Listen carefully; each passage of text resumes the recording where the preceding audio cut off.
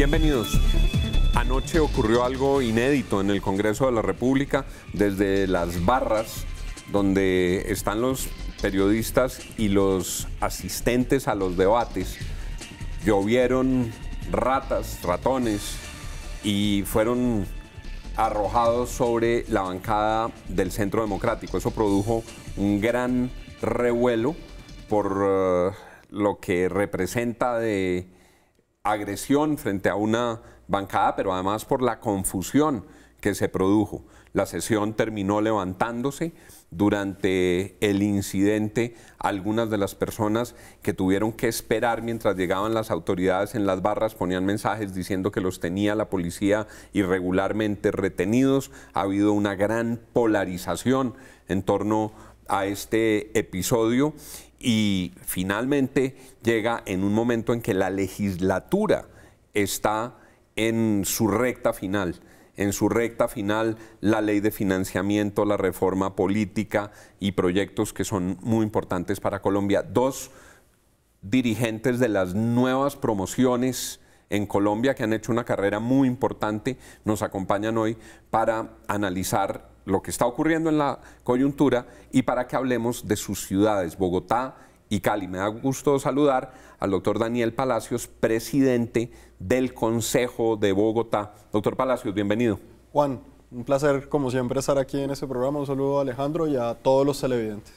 Y me da mucho gusto saludar al doctor Alejandro Eder, quien fue consejero presidencial y director del Programa para la Reincorporación. Colombia tiene uno de los programas de reincorporación más exitosos del mundo y el doctor Eder lo dirigió, fue negociador de paz, dirigió una fundación muy importante en el Pacífico colombiano que acaba de ser en estos días relanzada, repotenciada y es, lo ha dicho ya, candidato independiente a la alcaldía de su ciudad, la ciudad de Cali. Bienvenido, doctor Eder. Muy buenas noches, Juan, Daniel, y buenas noches a todos los televidentes.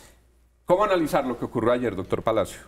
Bueno, no deja de ser preocupante y sobre todo no por verlo como un caso aislado, sino ver que está cogiendo esa nueva ola de protesta social salida de tono, de una protesta que no respeta la institucionalidad, de una protesta que agrede en vez de plantear grandes discusiones ideológicas en el país. Lo hemos visto acá en Bogotá en las manifestaciones, donde terminan muchas veces en desmanes, en daños físicos, tanto a los medios de comunicación como a Transmilenio, interrumpen la movilidad de la ciudad. Y eso lo que está dando un mensaje es de que tenemos que revisar cómo se está protestando. La protesta tiene que ser libre y cada cual tiene la posibilidad de argumentar sus diferencias, pero no, por ejemplo, como pasó el día de ayer. El día de ayer fue una agresión innecesaria, una agresión a la santidad del recinto del Senado, en donde están las expresiones políticas y en donde se hace de una manera argumentativa, donde se hace en una deliberación democrática.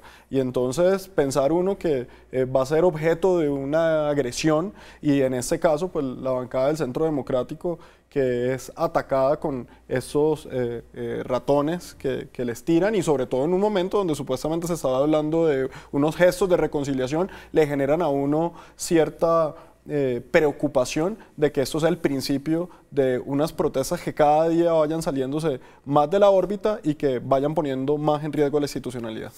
Y yo creo que igual de reprochable sería si los ratones los hubieran lanzado en el otro extremo del recinto contra Gustavo Petro o contra cualquier senador de la oposición. Doctor Eder, su opinión. Pues de acuerdo con Daniel, yo creo que no es aceptable, no creo que yo veo con mucha preocupación que en Colombia ya no hay respeto por las instituciones, no hay respeto por las autoridades.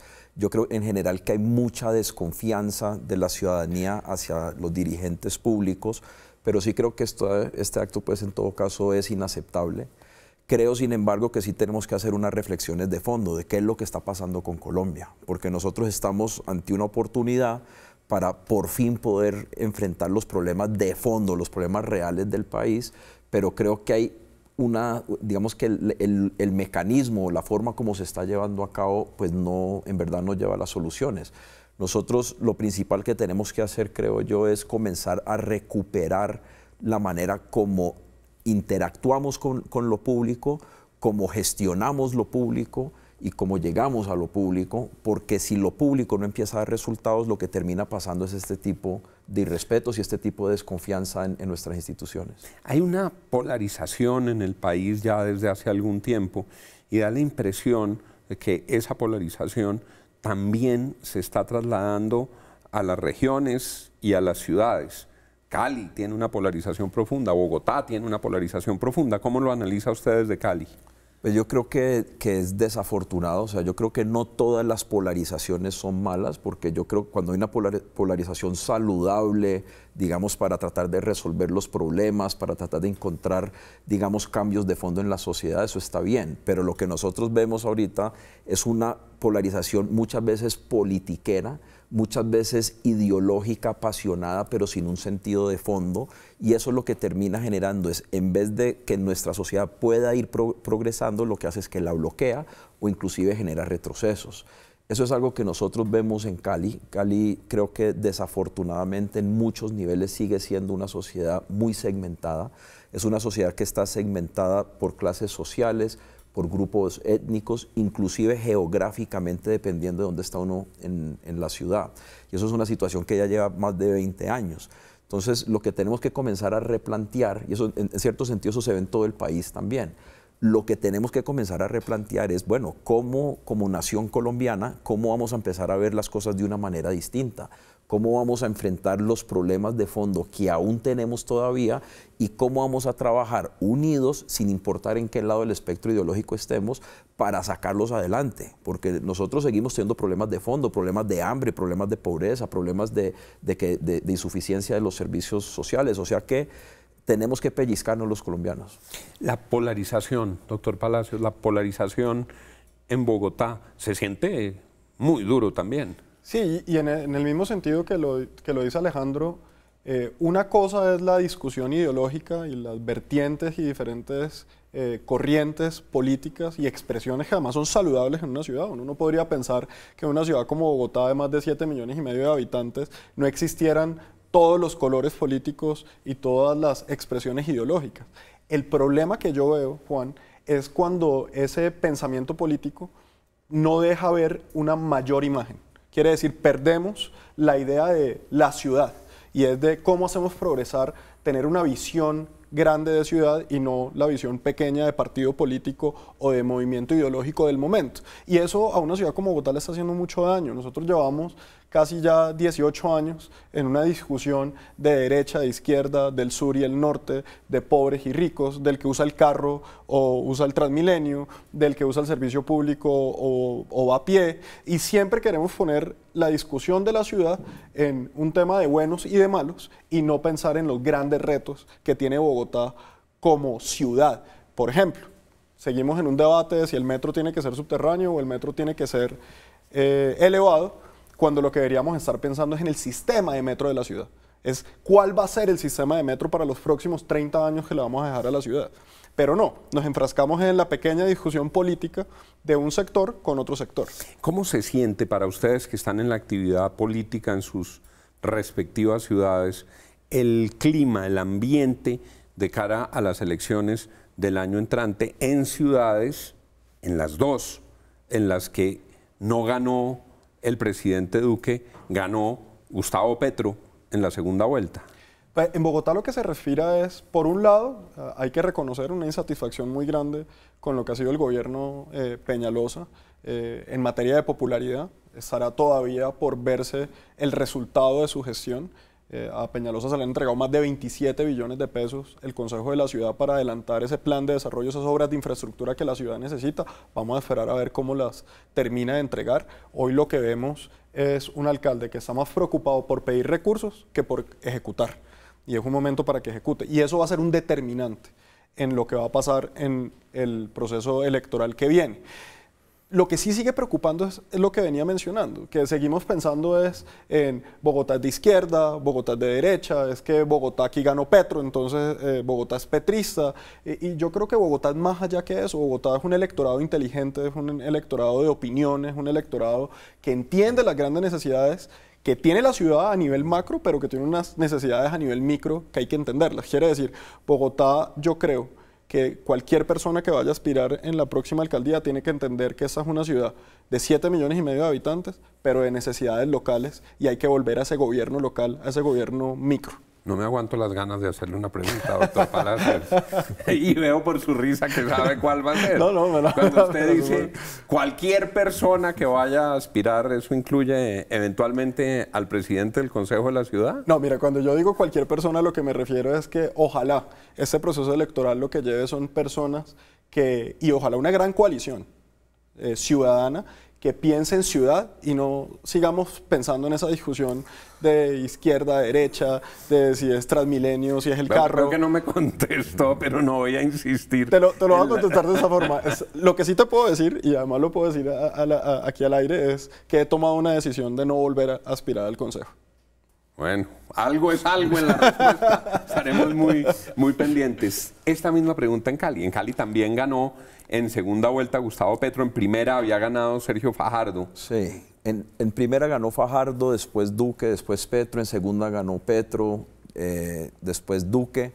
Pero digamos que lo que yo veo en Cali es que en Cali los caleños lo que queremos es una forma distinta de gestionar lo público. Entonces, más que por lo menos en los temas locales, yo lo que estoy palpando es que más que un tema de nuevo de ideología, de izquierda, de derecha o lo que sea, lo que la gente quiere es un gobernante que sea honesto, que sea capaz y que esté verdaderamente trabajando por el interés general de todos los caleños.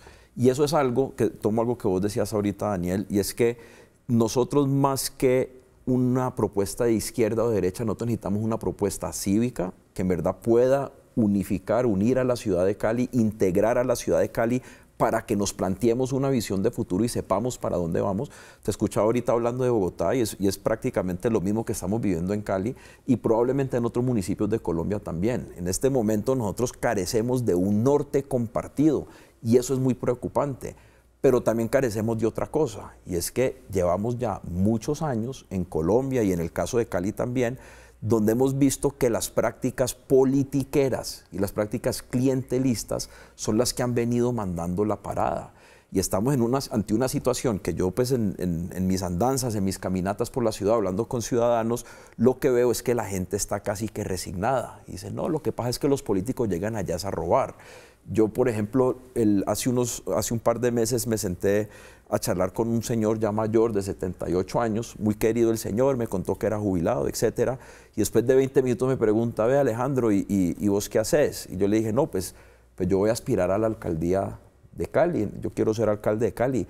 Y él me dijo, ay, mijo, usted tan querido y se va a volver ladrón. Yo le dije, no, hombre, don Germán, yo como mejor ladrón. Pero ¿cuál es el problema? Que en Cali, por lo menos, lo que yo he visto para muchos ciudadanos, se ha vuelto sinónimo el hacer política con robar o el ser político con ser ladrón. Y eso no puede ser aceptable más. O sea, tiene que haber un acuerdo nacional que cambiemos eso. Hay sin duda un desgaste enorme de la clase política colombiana, porque es que los casos de quienes han robado y han defraudado el patrimonio público desde los cargos, pues son abundantísimos. Me queda un minuto final para cerrar y les pregunto sobre eso. Está en su recta final la reforma política en el Congreso. Unas cosas pueden salir, otras no.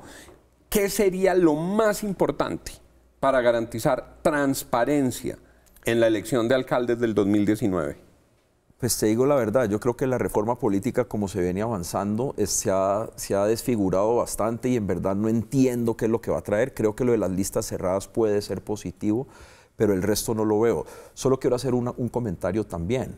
No nos equivoquemos en pensar que la corrupción es solo en lo público. Desafortunadamente se ven otros sectores también de la sociedad.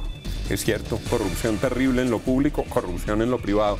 Doctor Palacios, ¿qué se necesita para que la próxima elección de alcalde de Bogotá sea transparente? No, yo creo que eso es un tema de personas y hay que saber bien a quién se está eligiendo, por quién se está votando, tener claro que hayan unos proyectos de ciudad, que estemos hablando de buenas prácticas, de austeridad en el gasto, de una política que sea diferente y no basada en la burocracia y sobre todo tener un plan de gobierno claro con la ciudadanía. Pero yo te lo dije ahorita, creo que lo más importante que le puede traer un futuro gobernante a Bogotá es gobernar de frente con los ciudadanos, en la calle, en los barrios, en las localidades y no haya encerrado en el Palacio de Líbano. Les agradezco mucho a los dos que hayan estado aquí con nosotros. Doctor Daniel, muchas gracias. Doctor Alejandro, gracias. Y a ustedes, gracias por estar con nosotros en Al Punto.